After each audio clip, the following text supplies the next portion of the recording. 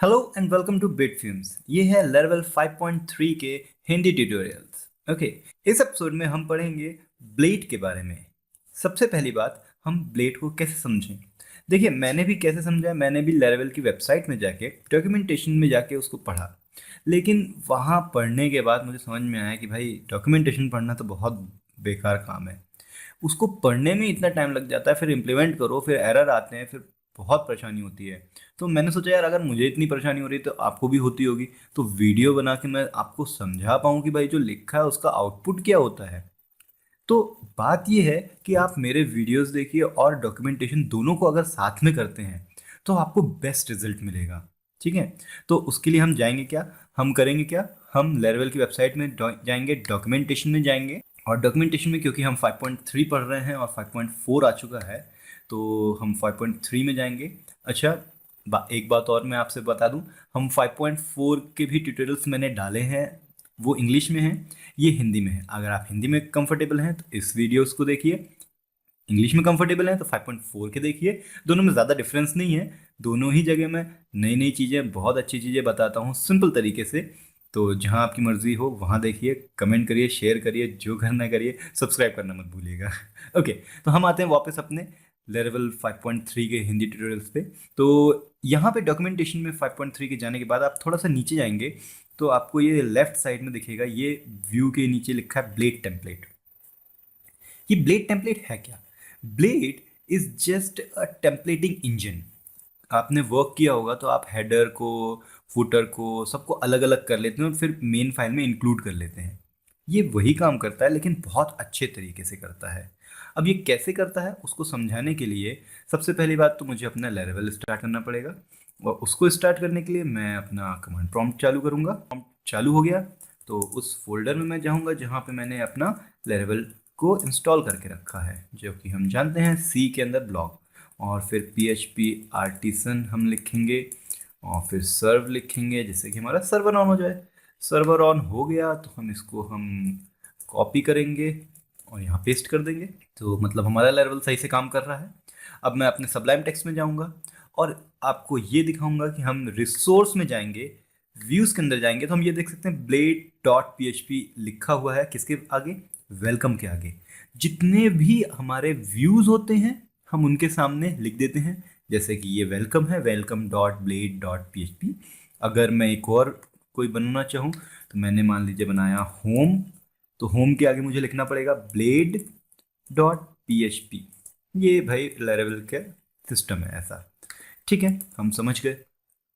चलिए, तो आपको बहुत अच्छे से समझाने के लिए सबसे पहला काम तो मैं ये करता हूँ कि मैं अपने इस होम पेज को अपने कंट्रोलर से कनेक्ट कर देता हूँ। और कंट्रोलर से कनेक्ट करने से भी पहले मुझे राउट क्रिएट करना पड़ेगा। तो मैं राउट क्रिएट करने के लिए वेब डॉट PHP फाइल में जाता हूँ और आप यहाँ से भी जा सकते हैं। यहाँ पे ये राउट के अंदर वेब डॉट PHP है। मैंने शॉर्टकट ले लिया, सबलाइम का यूज़ किया। ठीक है, तो मैं यहाँ पे लिखता हूँ राउट, और गेट रिक्वेस्ट जब भी आएगी किस नाम से, होम नाम से, तो हम कहाँ जाएंगे, हम जाएंगे अपने न्यू कंट्रोलर में। न्यू कंट्रोलर में कौन सी मेथड को कॉल करेंगे? ऑब्वियसली होम को। और आखिरी में हम लगा देंगे सेमी कोलन। चलिए, राउट तो क्रिएट हो गया। राउट क्रिएट हो गया तो अब हम जाएंगे अपने ऐप फोल्डर में। ऐप के अंदर HTTP कंट्रोलर, आई थिंक अब तो याद हो जाना चाहिए भाई कंट्रोलर कहाँ होते हैं। ऐप के अंदर, HTTP के अंदर, कंट्रोलर के अंदर। ये है हमारा न्यू कंट्रोलर। इसमें हम इस कंट्रोलर को हटाएंगे और हम डालेंगे यहाँ पे होम। अच्छा, आपने देखा होगा मैंने एकदम से कर दिया। ये कैसे हुआ? ये मैंने मैक्रो क्रिएट किया है। मैक्रो कैसे क्रिएट करते हैं, तो आप अगर सबलाइम टेक्स्ट यूज़ करें, मैं सबलाइम को बता देता हूँ। तो यहाँ पे आप जाएंगे तो ये लिखा है record macro. Record macro start किया। अब मान लीजिए मैं लिख रहा हूँ this is bit fumes. Okay, अब मैंने इतना लिखा और मैंने ये चीज़, ये इसको स्टॉप कर दिया। अब ये जो मैक्रो बन गया, ये मैक्रो करता क्या है? अब देखिए, इतना सारा मुझे अगर लिखना है तो ऑब्वियसली थोड़ा टाइम तो लग रहा है, लेकिन वो शॉर्टकट कैसे क्रिएट हो सकता है? टूल में जाएंगे और प्ले मैक्रो में कर देता हूँ। देखिए, तुरंत वो चीज़ आ गई। तो ये जो पूरा था, ये पब्लिक फंक्शन वाला, ये मैंने लिखा पूरा मैक्रो में, स्टार्ट किया मैक्रो को, ये लिखा, स्टॉप किया, और फिर उसके बाद ये मैक्रो को सेव भी कर दिया। ये मैक्रो मैं सेव कर सकता हूँ। तो मैक्रो मान लीजिए मैंने सेव कर दिया, किस नाम से सेव कर दूँ मैं, इसको सेव कर देता हूँ बिटफ्यूम्स नाम से ही सेव कर देता हूँ, क्या जा रहा है। चलिए, बिटफ्यूम्स नाम से सेव कर दिया मैंने इसको, ये हो गया सेव। अब मैं जाऊंगा प्रेफरेंसेस में और मैं की बाइंडिंग में जाऊंगा। अपने की बाइंडिंग में जाके मैं लिखूंगा यहाँ पे, इसको थोड़ा मैक्सिमाइज करते हैं। और यहाँ पे जाने के बाद मैं क्या करूँगा, मैं इसको थोड़ा सा छोटा करूँगा जिससे कि समझ में आ जाए क्या चल रहा है भाई। इस पूरे को कॉपी किया, कॉमा लगाना इम्पॉर्टेंट है, फिर पेस्ट किया। तो यहाँ पे की कॉम्बिनेशन देना पड़ेगा। तो मान लीजिए मैंने कंट्रोल ऑल्ट शिफ्ट बी दे दिया, बी फॉर बिटफ्यूम्स, रन मैक्रोफाइल। और मैक्रोफाइल है कहाँ हमारी, मैक्रोफाइल अभी हमने डाली है, इसको कहाँ पे डाला है भाई मैक्रोफाइल, ब्राउज करके देख सकते हैं। इसको हम यूज़र के अंदर डाल देते हैं, ये यूज़र। और वो डली कहाँ है एक्चुअली, अभी अभी मैंने लेरेबल वाले फोल्डर में डाल दिया था अपने, जो कि आप देख सकते हैं बिटफ्यूम्स, ये रहा बिटफ्यूम्स सबलाइम मैक्रो। इसको कॉपी पेस्ट कर देते हैं अपन यहाँ पे। ये क्या है, ये कौन सी जगह है, ये है app data roaming Sublime text 3 package user. इस फोल्डर के अंदर गया हूँ मैं। तो ये इस फोल्डर के अंदर मैंने लिख दिया, ये मैक्रो का नाम है बिटफ्यूम्स। ओके ओके, अब देखिए क्या होगा। मैंने क्या कॉम्बिनेशन बनाया था, control alt shift and in सब के बाद बी, ये देखिए तुरंत आ गया। तो ये मैक्रो है, आप यूज़ कर सकते हैं, और मैंने आपको जल्दी में बता ही दिया कैसे यूज़ किया जाता है। चलिए, तो हम आगे बढ़ते हैं। हम अपने इस कंट्रोलर में, ओके इसको थोड़ा मैं मैक्सिमाइज कर लेता हूँ, अच्छे से दिखेगा, जूम हो गया, ठीक। तो अब यहाँ पे हम क्या करेंगे, हम यहाँ पे करेंगे, हम रिटर्न व्यू कर देंगे। रिटर्न व्यू, कौन सा व्यू हम जानते हैं भाई, अबाउट, ओह सॉरी होम, ठीक है। और आखिरी में सेमी कोलन। और होम में कुछ है नहीं अभी, तो हम जस्ट ऐसे लिख देते हैं बिटफ्यूम्स लिख देता हूँ मैं, जिससे कि हमें समझ में आए कि होम वाला लोड हुआ है कि नहीं। तो इसके स्लैश होम किया मैंने, तो बिटफ्यूम्स आ गया। मतलब कि हमारा बिल्कुल भी बढ़िया चल रहा है, राउटिंग आउटिंग जो भी हमने सीखी थी बहुत सही चल रहा है, ठीक है। अब शुरू करते हैं कहानी ब्लेड की। उसके लिए थोड़ा सा मैं प्रिपरेशन ऐसी कर लेता हूँ कि मैं एक वेबसाइट पर रहता हूँ जिसका नाम है बूट्स वॉच। ऑब्वियसली इससे नाम समझ में आ रहा होगा, बूट स्ट्रैप की इसमें थीम्स वगैरह होती हैं।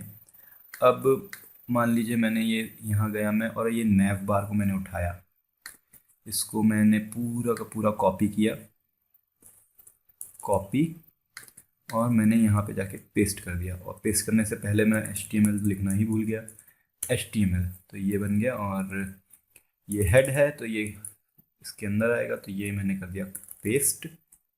ओके, थोड़ा सा जूम आउट करते हैं, क्लियर समझ में आएगा।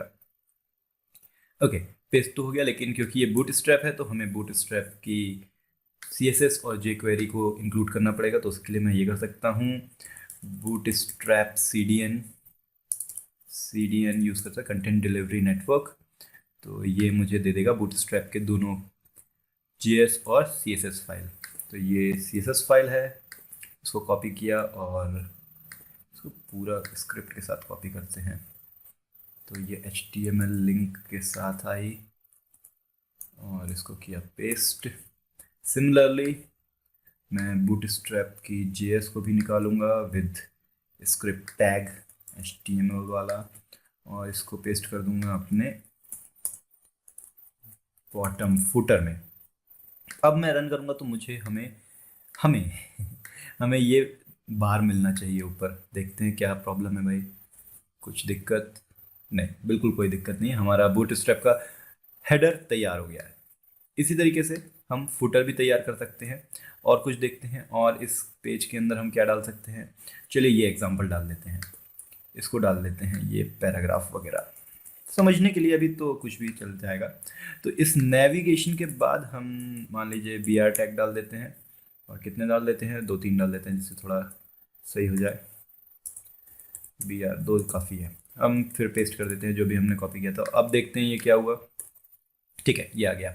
और लास्ट काम हम ये करते हैं, हम यहाँ पे बनाएंगे अपना फूटर, और फूटर के अंदर हम लिखेंगे this is obviously you know this is web fumes, और ये जाएगा, इसको सेंटर में कर देते तो थोड़ा ज़्यादा अच्छा रहेगा। तो मैं लिख देता हूँ सेंटर, और ये क्लोज किया मैंने, और इसके अंदर मैं लिखूँगा बिट फ्यूम्स। ओके, तो ये थोड़ा सेंटर में आ गया तो थोड़ा अच्छा लग रहा है। बोल्ड भी कर देते हैं तो और अच्छा हो जाएगा ये। इसको लिख देते हैं बी, और अब देखते हैं तो ये बोल्ड भी हो गया। चलिए, तो ये हो गया। अब इसमें हम ब्लेड को देखना चाह रहे हैं, बहुत सारी चीज़ें कर ली भाई, ब्लेड कहाँ है ये तो बताओ। तो ब्लेड अब शुरू होता है। देखिए, अब अगर आप हर पेज में हर एक चीज़ ये हेडर लिखते रहेंगे, क्योंकि हेडर तो सेम रहेगा हर पेज में, फुटर भी ऑलमोस्ट सेम रहेगा हर पेज में, सिर्फ बॉडी का कंटेंट ही चेंज होता है। ब्लेड यहाँ पे काम आता है। तो उसके लिए थोड़ा हम जाते हैं लेरेवल की वेबसाइट में। ब्लेड में हम देखेंगे, मैंने बोला था कि हम डॉक्यूमेंटेशन को भी साथ में लेके चलेंगे। तो ये देखिए यहाँ पे ये इस तरीके से लिखा हुआ है। तो हमें करना क्या है, हम सबसे पहले एक फोल्डर क्रिएट करेंगे रिसोर्सेज में, कुछ भी करता हूँ, लेआउट। ओके, लेआउट के अंदर करेंगे क्या हम, लेआउट के अंदर हम बनाते हैं अपना app dot blade dot P. अब ये क्या है, ये आप समझ सकते हैं, ये मास्टर फाइल है। इसी फाइल को हर फाइल में हम इंक्लूड करेंगे, हर पेज में इंक्लूड करेंगे। ये मास्टर फाइल है, मतलब ये जितना भी पूरा लिखा है इसको मैं मान लीजिए यहाँ से कट करता हूँ और उठा के यहाँ पेस्ट कर देता हूँ। अब ये यहाँ आ गया। अब देखिए, इसको मैं रन करता हूँ वापस अपने पेज को। अब देखिए यहाँ क्या हुआ, सब गायब हो गया। क्यों गायब हो गया, क्योंकि यहाँ तो कुछ है ही नहीं। ठीक है, लेकिन अब देखिएगा मैजिक, इसको मैं लिखता हूँ x tends, what x tends, x tends layout.